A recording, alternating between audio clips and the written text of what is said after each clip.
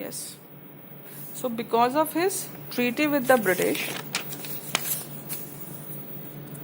Bajirao was reduced to a subordinate position under the British. Subordinate position उन्हें पहले ही बता दिया, यानी कि जिसमें ब्रिटिश लोगों की चलती है, वो जो कहेंगे उसको मानना पड़ेगा. He was not like a Peshwa. He was like a servant to them. And he did not like this. So he tried to unite the Maratha chiefs against the British. But he failed to do so. क्यों fail हुआ?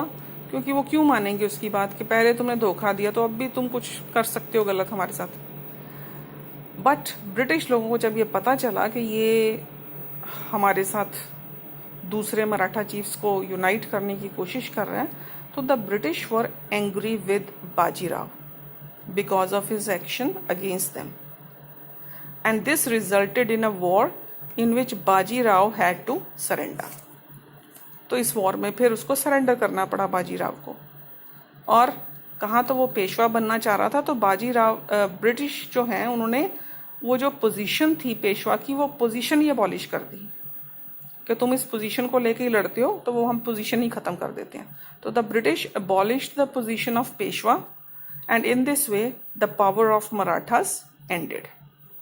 जब पेशवा कोई होगा ही नहीं, सारे कोई कहीं rule कर रहा है, कोई कहीं रूल कर रहा है, तो आपस में वो लड़ ही रहे, तो मराठास की, बिकॉज जब तक यूनाइट रहेंगे, वो एक एम्पायर पूरा इकट्ठा रहेगा, तब तक तो उनकी पावर है.